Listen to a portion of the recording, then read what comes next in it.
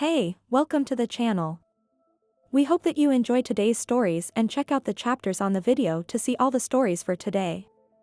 But before we get into this video, subscribe to the channel and hit that bell icon to get notified when we release a new video. So let's get into the video.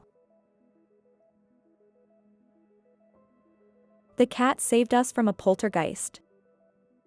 So this took place many years ago when I was 16 years old. I still remember it like it was yesterday, or maybe last year.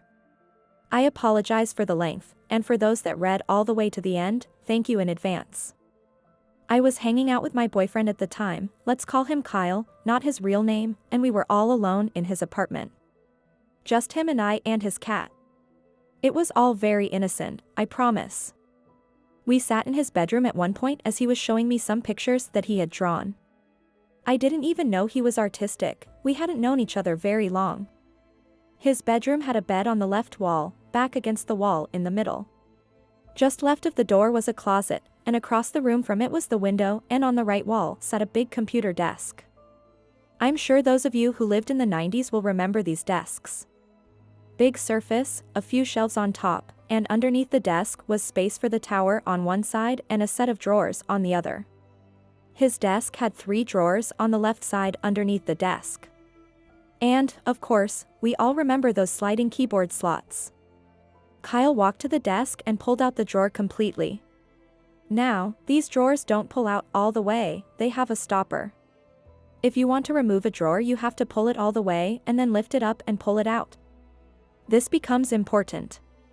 After pulling out the drawer, he set it on the bed and showed me all of his drawings.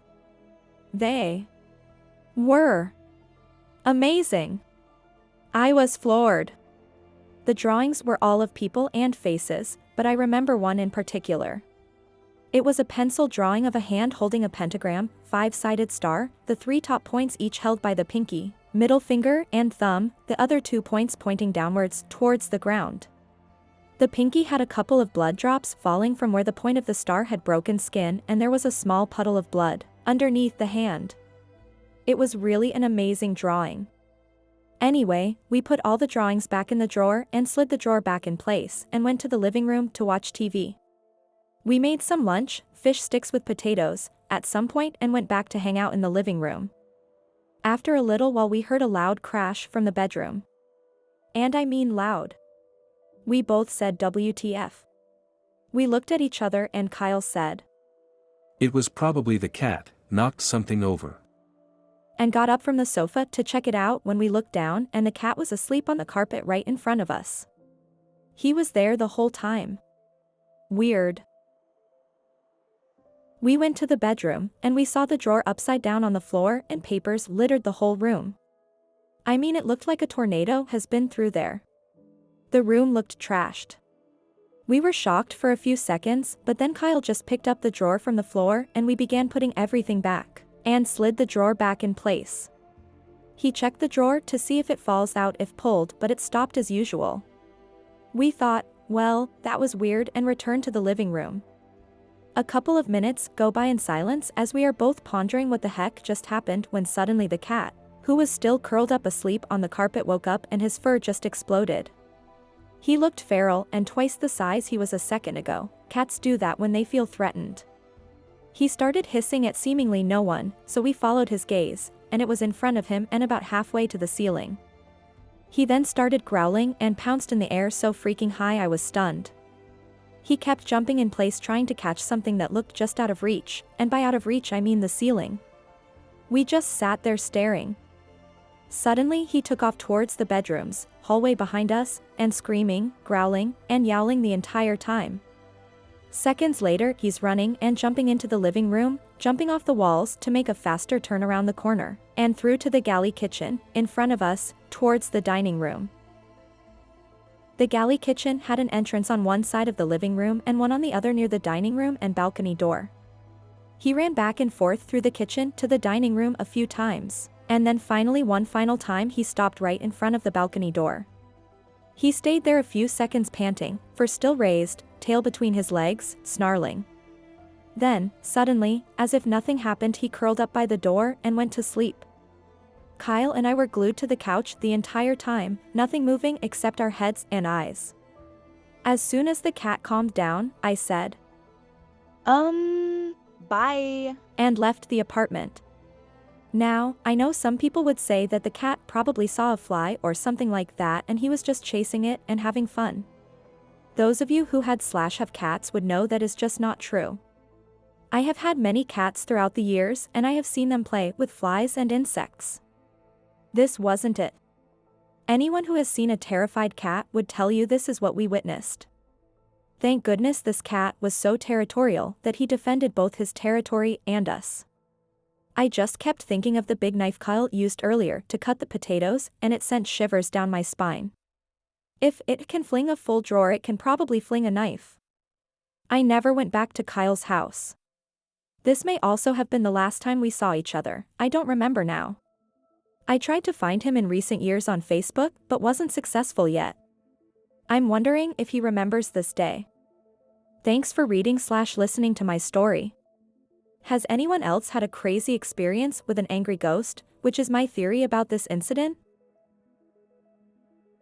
If you're enjoying today's video, smash that like button and consider subscribing to the channel for more videos and interesting stories. Now let's get back to the stories of our lives.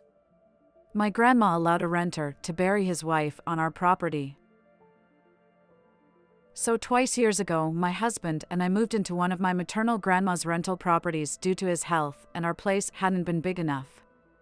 I grew up visiting the properties with them, and the one we moved into was my favorite. 4-bed and 2-bath home with 2 living rooms and plenty of space. We originally let my dad have the entire upstairs as he couldn't manage the stairs. So, my husband and I had the basement.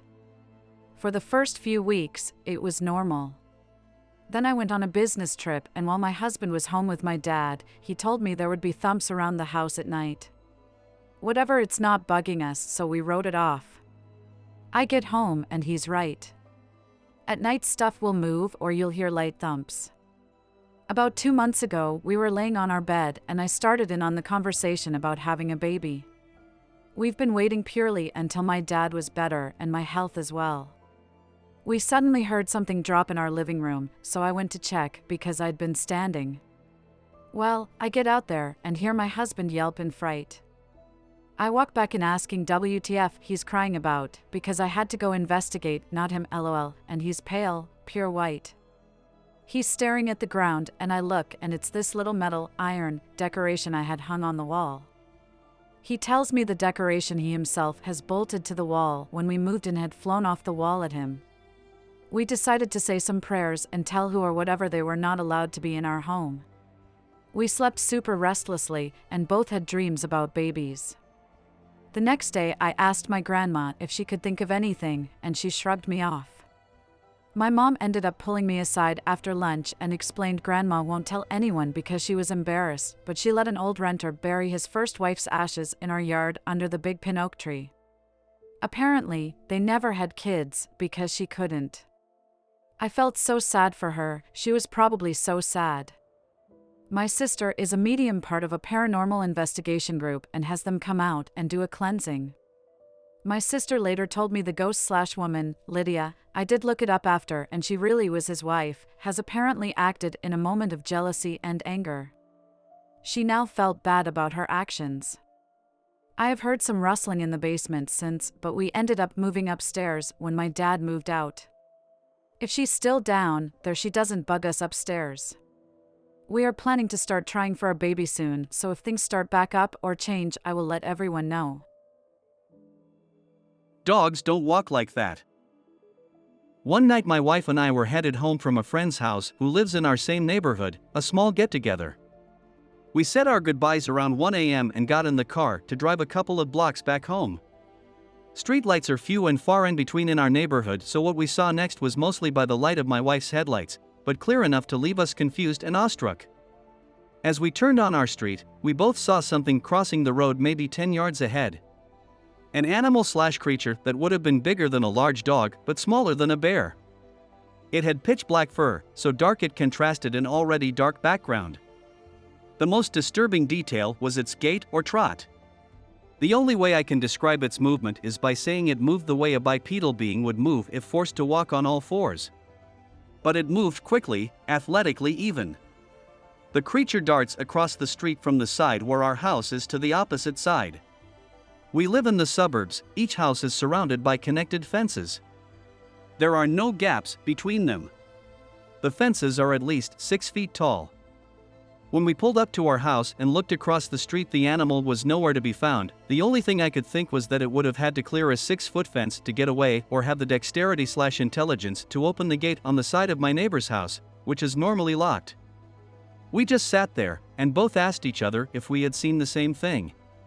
I haven't seen anything like it since. I listened to a podcast recently where the co-host mentioned an eerily similar animal, down to the weird bipedal on all fours movements, and said he believes it was a skin walker.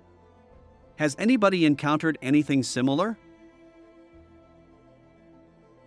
If you've enjoyed this video, consider subscribing and check out more videos from the channel.